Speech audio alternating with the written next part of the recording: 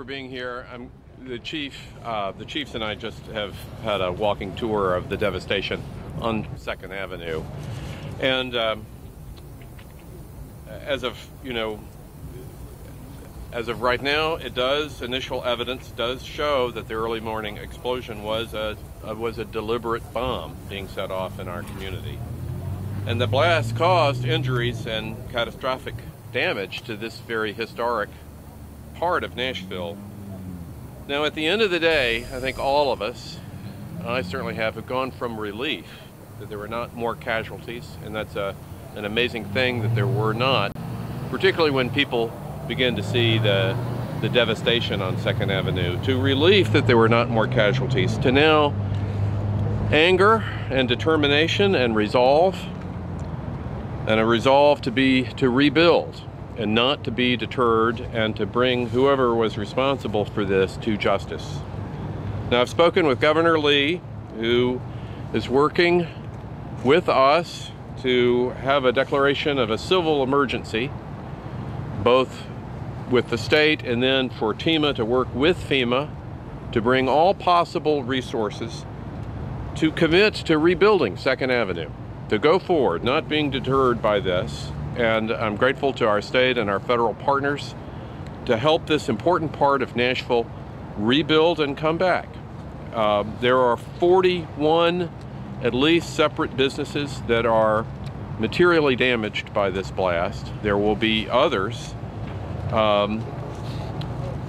as we see the full extent of this, but already you can tell that it's going to need special help, special resources, and I'm grateful to the state partnering with us to commit to rebuilding 2nd. Now, and I want to stand with our downtown residents and our business owners for whom this was a terrible day, but we are, like Nashville has faced other challenges, particularly this year, we can rebuild and get back to normal.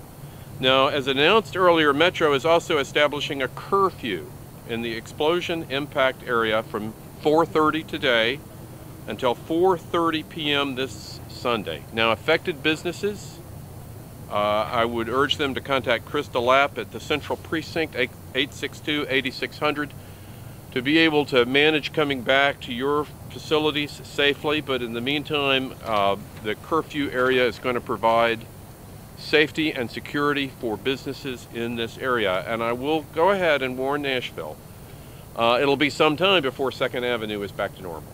It is not going to be the 3 days of the curfew for 2nd Avenue itself. The curfew is going to go from 4th to the river, from James Robertson down to Broadway. The police are going to take special care with that for the next few days, and our partners at the FBI do have a large crime scene to investigate, and they need to be able to do that work effectively and well. Now, this morning's attack on our community was intended to create chaos and fear in this season of peace and hope. But Nashvillians have proven time and time again that the spirit of our city cannot be broken. But we're not going to rest until those responsible for this outrageous and cowardly attack are brought to justice. And the full force of the Metro Police and our partners with the FBI and the ATF are working together to make sure that we will get back to being the safe city that we are. Now, 3 people have been hospitalized as a result of the explosion and are in a stable condition, and my prayers are with them and their loved ones.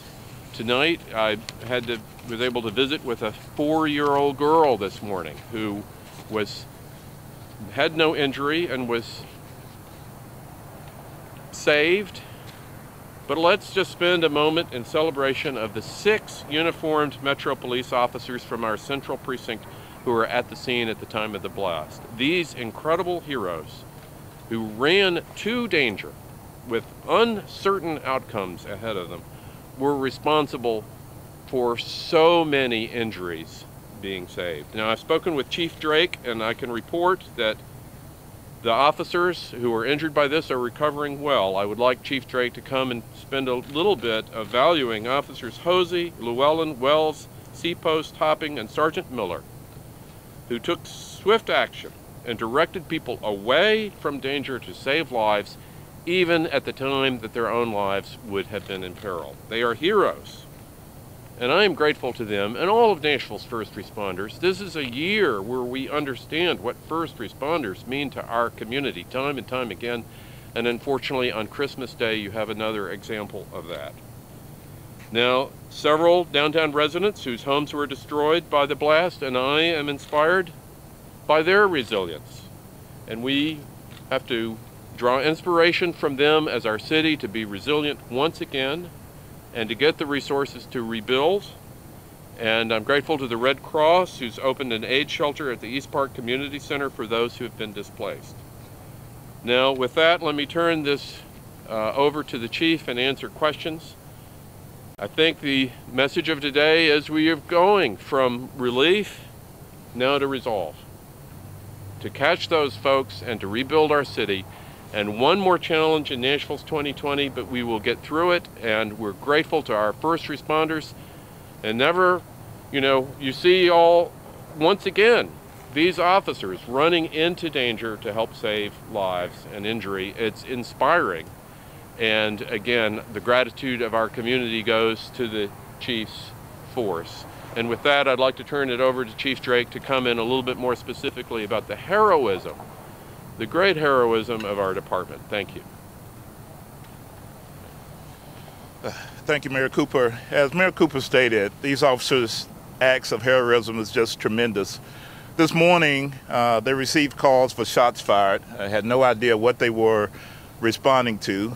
Once they arrived in the area, they heard an RV giving out a message, basically saying that it was going to detonate within a certain time frame, and a countdown would go on, and then it would play music, and then the countdown would start again. The officers immediately began knocking on doors and evacuating residents here, not knowing if the bomb was going to detonate immediately or if it was going to go off in the time that it was stated. These officers didn't care about themselves. They didn't think about that. They cared about the citizens of Nashville. And they went in, and we'd be talking not about the debris that we have here, but also maybe potential people. So with that said, the officers saved lives today, and their heroism is to be noted. Sir, do you believe that either the Lyft headquarters or the AT&T data center might have been targets of this explosion? We don't know. The investigation is continuing. We don't know the motive at this time, but we're following up on all available leads. Is there any timing, Chief, at all, why this happened Christmas morning? Anything that leads you to believe that this day was chosen in particular for this to happen? We don't have anything at this time. We're following up on every lead that we can. Why Christmas morning? We have no idea. It was a total surprise. In fact, when I was briefed this morning, I thought maybe it was going to be a propane explosion from an RV, and it turned out to be an intentional act. But we're going to follow up on every lead. We're following up on tips that come in now, and so we'll continue our investigative efforts. Have you found human remains in the debris? We have found tissue that we believe could be remains, and we'll just have that examined, and then we'll be able to let you know from that point. I'm sorry. Go. Yes, can you speak to where that was found? I can't hear you. Can you speak to where that was found, if it's believed that it might be someone who's inside the RV? Well, the RV was detonated, so if it was someone inside, we have no idea. It was such a large explosion, but the investigation's continuing. There's matter all over the area down there, and so we'll continue to examine that to see if it is human remains. So. Right now, are you saying that there are no fatalities when it comes to this incident? Right now, it's no known fatalities that we know of. So. Just the tissues is what you believe, that you found human tissue in the remains is what you believe? We believe. Could be, but to be for certain, we have to examine it. And once we know for sure, and then we'll let everyone know. But we're investigating it. Have you received any information of threats leading up to the city in the coming days? Anything to lead you to believe that this was something that was coming? We have not received any threats whatsoever. It was total surprise. As I said, when I got the call this morning, I thought it was going to be a camper. Someone was trying to keep warm. It was a gas leak, and it was an explosion. As I got more updates, that's when I found out it was intentional. So we had no pre-warnings at all. What do you make of the timing of this, being that there are no people out on the street at 6 in the morning? and that it happened with the announcement playing in advance. Yeah, I don't want to speculate, but you would think that this person didn't want to harm people, that maybe just wanted to destroy, but we're not sure until we, get further into the investigation. Chief, can you talk about the 911 impact by this? Obviously, several cities have had their 911 systems knocked out because of this.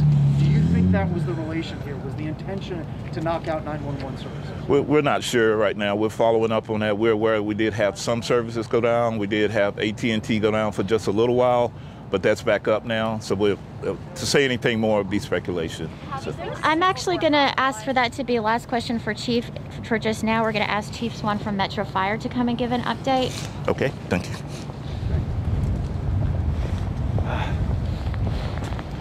Well, good evening. I know there's a lot of unanswered questions that we can't answer right now, but some of the things we do want to talk about when we talk about our public safety and fire and police and Office of Emergency Management, the things that we do operate off of the LIP method, where we life safety, incident stabilization, and property conservation. And so currently right now we know we've done a sweep of all the buildings to try to make sure that we cleared, that there is no personnel that are in the buildings. And we've done all the hazmat sweeps and all the things that you would imagine if it's a dirty bomb or something of this nature. Now we have our urban search and rescue teams in, that way that we can shore up the buildings. We got structural engineers there to make sure that, again, that the buildings are sound to actually be able to enter in and out. So again, the moving parts, questions that, again, that we're trying to answer, but at this point, it's just so many moving parts. So again, we want to take off to all first responders and all the jobs that has been done in the city, and especially right now with the infrastructure. Where it's always we have in local, federal, working together to make sure that, as the mayor said, we're a resilient city and we'll keep moving. Thank you. Red Cross is partnered with us, and we have MTA or REGO buses set up throughout the city. So if there's anybody that's displaced, we'll take them to the East Park Community Center, and from there we'll make sure that they have a place to stay for tonight or for as long as needed. Fair to say hundreds? Would you say hundreds? Like a ballpark? I will say many people that may be displaced. I'm sorry, I don't want to put a number to it, but we know that there are people that are displaced. Chief, can you speak to the structural integrity of the buildings downtown? And given the explosion, is that part of the reason why there's a curfew for the next few days to make, in case anything collapses? Absolutely. So at the Office of Emergency Management, when we try to look at the overall view of the city and making sure that everything is safe and working together, we know we had one building collapse due to the explosion and due to the age of the other buildings, and then we had water was being actually displayed throughout the buildings, and with the cold weather, we thank the water department as well, making sure that they've got the water shut off, but still the integrity of those buildings are in question, so we're trying to make sure that we do have everybody in place and safety for our personnel. Chief, can you tell us real quick what building that was? What building was that collapsed? I don't have that address. I'm sorry. Do you know if a business was inside, residential, or anything? Yeah, it was. It was a building that actually housed across from the explosion, which above the. It was residential above, so I can't really give you that. I'm sorry. All right, guys, yeah, that's going to you. be our last question for this evening. I want to thank you guys for coming out. We will be in touch with you with regular updates. Again, thank you to Mayor Cooper, to Chief Swann, and Chief Drake for being here, and especially to those officers that we are so grateful for this evening. You'll hear from us again. All right, thank you. City officials there wrapping up their press conference, notably federal officials not attending this press conference as we saw earlier today. We did not get to hear from the FBI or the ATF, which are traditionally very tight-lipped as they conduct investigations. But let me recap what we have heard. First and foremost, let me see if we're going to hear from Mayor Cooper again. Well, speaking of, Christmas Day, how do you feel about this all happening? Oh, I mean, it's been a whole unexpected. It's been a shock, and then initially relief that there were not more casualties. I mean, it was just remarkable and a wonderful kind of Christmas event that there were not casualties once you see the extent of the blast. But I think we have to shift now to determination and resolve to rebuild and catch whoever was responsible, because clearly it was a deliberate act. A major crime has been committed, and I know our partners at the ATF and the FBI are not going to sleep until we catch the people who would do such a thing. What's your take on this message before the explosion? Kind of almost a warning to get people out. Well, I think we're all going to be interested in once they catch the culprits.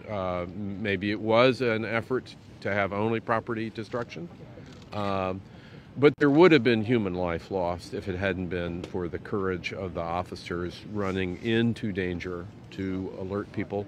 And what an uncertain situation. I can't imagine their training would have taken that into account. What do you do when there's a kind of a mechanical broadcast message indicating danger?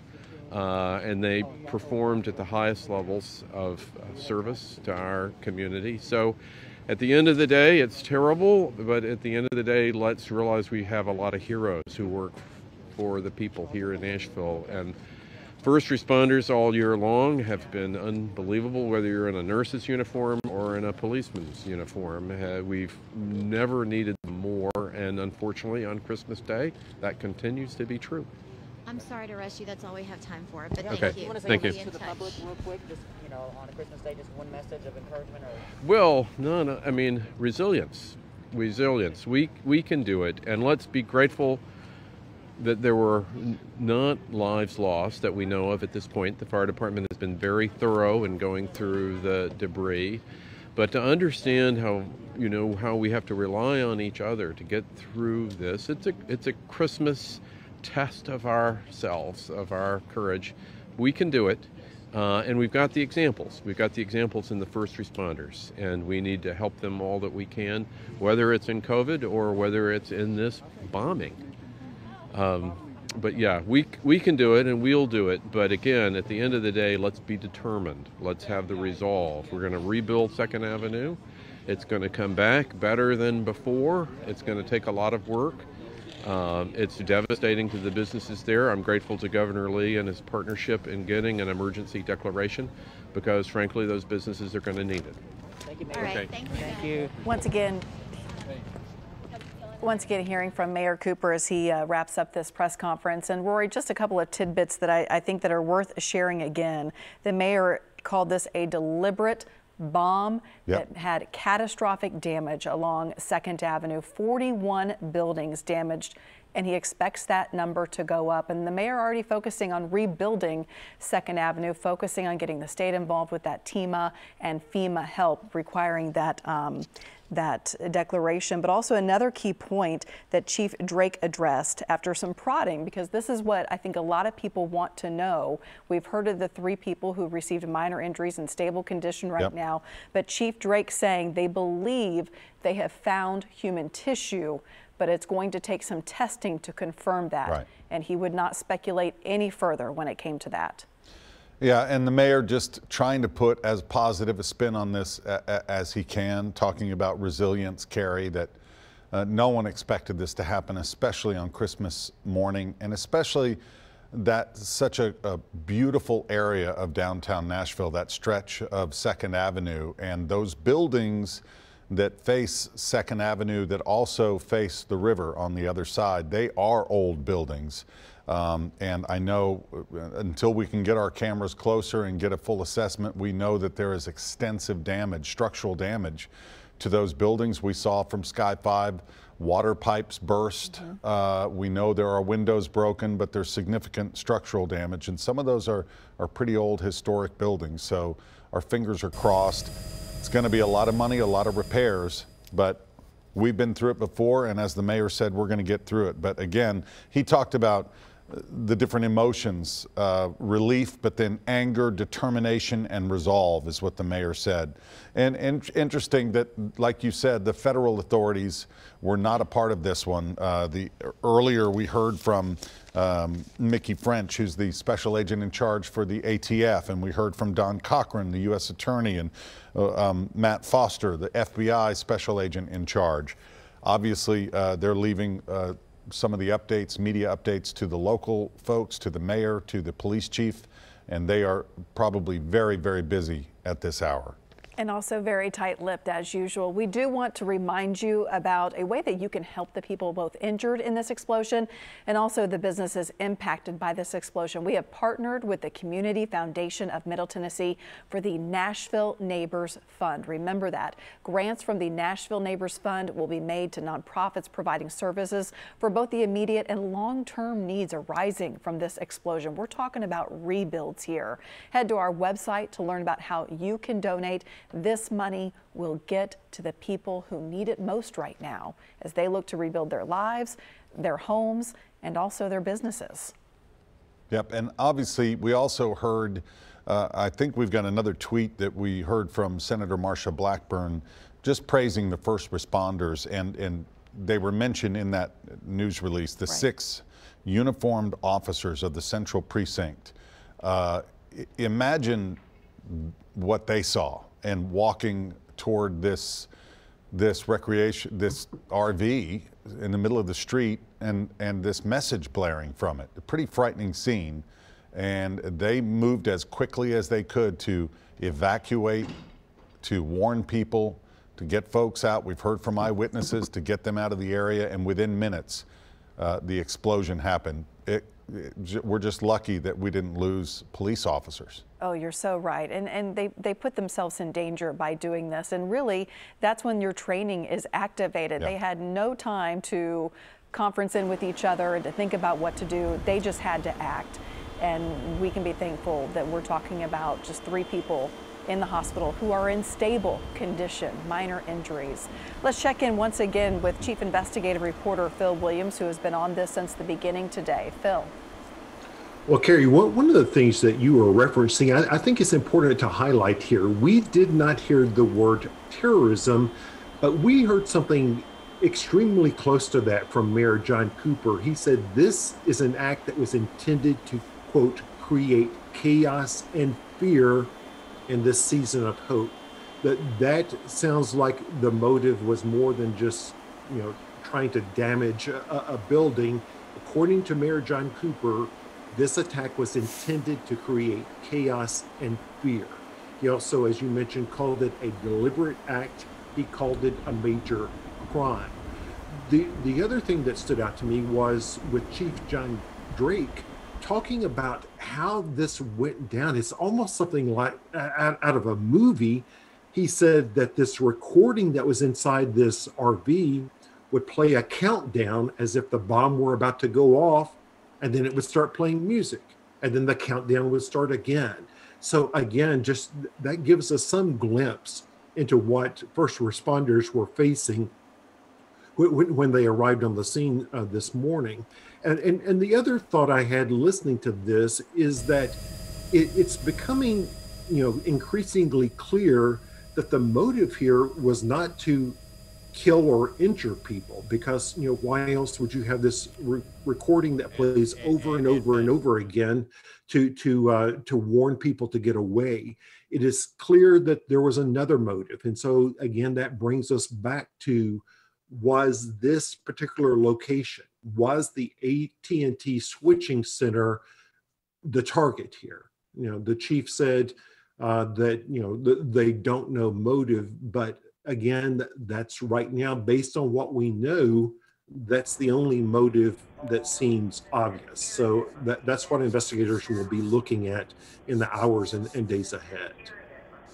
One thing that I found surprising is Chief Drake said that that AT&T is coming back online, and that certainly has not been the case of what we are hearing from both viewers and first responders in the area. We continue to get more reports of 911 dispatch centers being down and having to use alternative numbers. So of course we are monitoring that very closely because we know that could impact you in a great time of need. We have these numbers scrolling at the bottom. We also have these alternative emergency numbers on our website. You should jot yours down for your area because we don't know how long this will last, but that is something that we are keeping our eyes on, not just affecting our first responders, but affecting our airport and affecting our local hospitals as well as they try to retrieve data that was obviously a hub point. It was right where this explosion happened.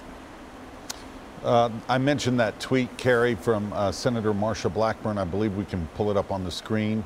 As you see, that reward fund up to $32,000 is being organized. Do we have that tweet from, I can read it to you. Yep, we're almost going to get it, but I'll read it as we get ready to put that on the screen. She tweeted out, "Thank you at MNPD Nashville for your life-saving actions this morning. These officers are true professionals who put their lives on the line to save innocent civilians. Hashtag Thin Blue Line." Of course, we're going to be hearing more from all sorts of folks. There is the tweet from Senator Blackburn. Again, on a national level, earlier today, we did hear that both President-elect Joe Biden had been briefed on what has happened here in Nashville and President Trump. We received that statement from the White House. The Department of Justice sending personnel here to Nashville en route. The FBI has taken over this investigation. And again, so many questions that we want answered, but it's just going to take time at this point. The one thing we know is, so far, no reports of any deaths, and just those 3 people hospitalized in stable condition, but so much damage to downtown Nashville, especially around 2nd Avenue between Commerce and Church. And Chief Drake reiterating that there was no warning that something like this was on the radar. Right. Even when he got the call this morning, he thought it was maybe a propane tank that exploded on that RV. He thought that was what all this hubbub was about until he learned exactly what was going down and how serious this situation was.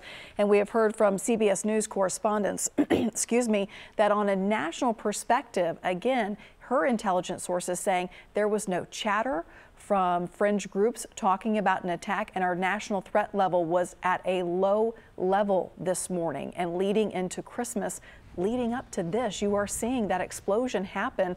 That was a person returning to their residence as they were out walking their dog this morning. Then you see some sort of official come to them and tell them to evacuate, to get out. Absolutely, and that they did. We've heard that there is the video. See the door flying open there. That was one of the folks that we interviewed earlier. I'm not sure if that was Buck McCoy or David Malloy. I've got some name. I think it was David Malloy. That's David. Was walking his dog there and rushed in right after the explosion. You can see he's kind of shocked by what had happened, but that explosion definitely knocked the door open right there. You can see the wreaths. And Rory, I don't know if you caught it or not, when the mayor was talking in his press conference, he was mentioning that it was really a miracle that, and by the hard work of those police officers, the brave work, we have 3 people who are injured and just minor injuries. But he mentioned that he had visited with a 4-year-old child, and he didn't elaborate past that. But when you just think about the people impacted by what we saw today, and to know that a child somehow is involved in this, takes your breath away. Certainly does. Reward fund is up to $32,000 now, organized by the Nashville Convention and Visitors Corporation. And we've seen, here is some of the video. Let's listen to this. This is initial reaction on the street.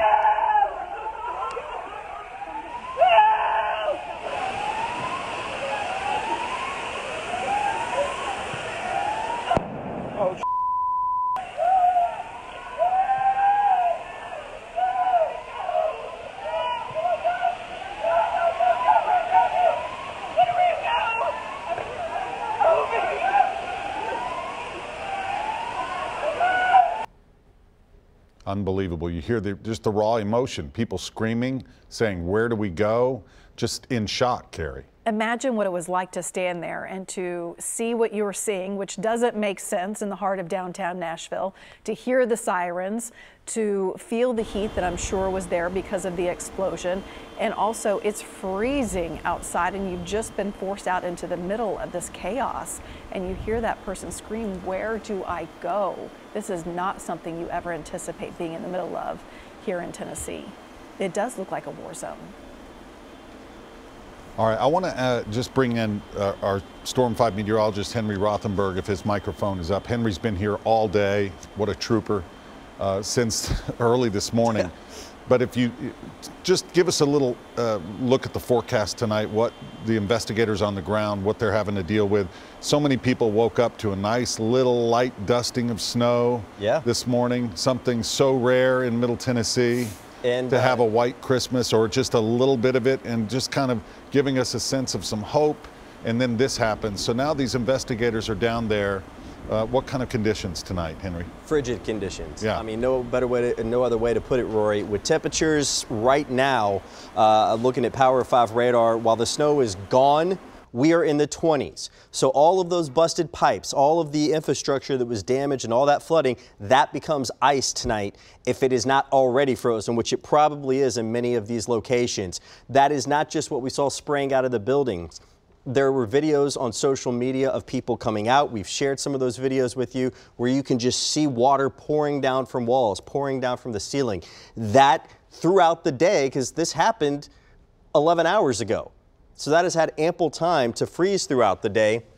Temperatures today also have not really gotten above freezing. In fact, in Nashville, as we look at the climate data, and I pull it up here to see what our official high will go down as for today, we pretty much stayed in the upper 20s to around 30. And again, freezing is right there at, of course, 32.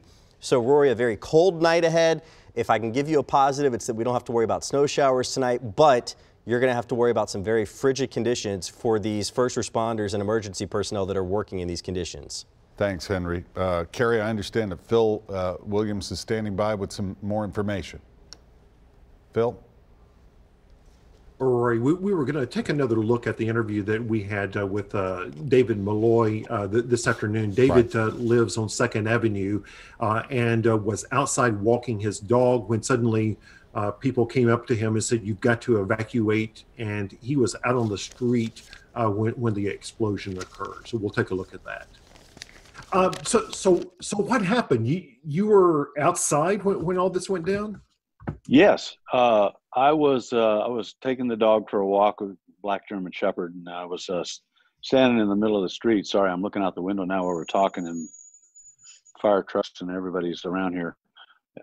Anyways, I was standing out in the street, and the young guy that works up at 21C Hotel is running around outside, yelling at me that we have to evacuate the building, that they just told him to evacuate the hotel, and they didn't ring our doorbell or anything. And I'm just standing in the street, and I'm going, why do we have to evacuate? And a police officer was walking towards me. And I said, why do we have to evacuate the building? And right then the bomb went off, and he had his back to the explosion. He was coming up the middle of 2nd Avenue towards the courthouse. So where were you in relation to the blast?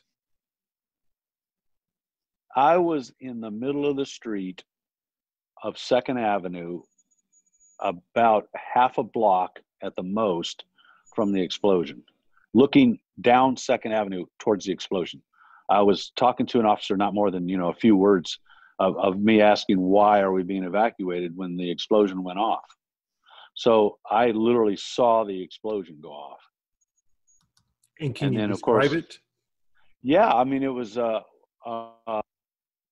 just a huge fireball that crossed the street and went up in the air. I did not feel any concussion from the explosion, and I didn't feel any ear damage, and my dog didn't leap in the air or freak out or anything. So even though it blew out all these windows and everything all around us, I didn't feel that concussion standing out in the middle of the street. What was the scene like afterwards? There was police cars everywhere. When I first stepped out there, there was there was 2 officers walking just right about the middle of Hooters up towards the courthouse. So they couldn't have been 50 yards, 30 or 50 yards from the explosion across the street. And I'm hoping that they are okay. Somebody had said that one of them's having some problems hearing or something, but they thought they were okay. Thank God, you know. And then of course, immediately you heard nothing but fire trucks and police cars and everything everywhere. And we're all taped off. We're in a crime scene here, and we're not supposed to leave the building. And there's police and fire trucks, the FBI, you know, everybody all over the place, looking at every little piece of broken whatever laying around the street, examining everything, you know, just. And we're just, you know, we're still a little bit bewildered, a little, you know, frazzled, in shock a little bit, I guess I'd say, from it. And I've seen the security camera from our next door neighbor, and then we've looked at our security camera. It blew our front door. It was locked. Our front door locks automatically. It blew it wide open. It blew our doors in our alley wide open. It blew out all the windows top and bottom of our building in the alley on the back side. It didn't blow out our front side, but the building adjacent to us, we're all 0 lot lined, all tied together. But the building adjacent to it, it blew out all their windows in the front. And my wife was still asleep in bed, and it just blew dust and crap and some glass and stuff all over the bed. If the curtains hadn't been done, God forbid how much glass would have wound up across the bedroom. Now, if this had occurred on a weekend night, yeah. Well, now, and I heard the recording. I thought the recording was coming from the police car at the time, because you're out there, you know, it's Christmas morning, you're not thinking anything. You're just out there walking the dog. You're just waking up, and I hear this recording, and it's saying, please step away from the vehicle. Do not approach the vehicle. And I assumed it was coming from the police car. I realize now from other accounts, what I was hearing was coming from the RV. But the thing was the fact that it was Christmas morning at 6:28 in the morning, you know, I mean, there's the least amount of people possible it would be at that particular time of the year right then. And then the warnings about not approaching the vehicle. So, I mean, it seems like if they were, whatever the entities or whatever happened here, if they were really trying to, for collateral damage, they, like you said, they would have waited till a weekend night or something on Broadway or whatever, you know? So emotionally, has this sunk in with you? Yeah, kind of. I'm a little bit kind of in shock. We're all kind of a little frazzled by it. The whole place is like covered in black dust and soot and everything everywhere. So we're trying to figure out how to clean this up and to get started on it. And yeah, we're a little bit shook up about it for sure. You know, we kind of would like to maybe get out of here and not stay here, but I don't think we're going anywhere. So I think we're here.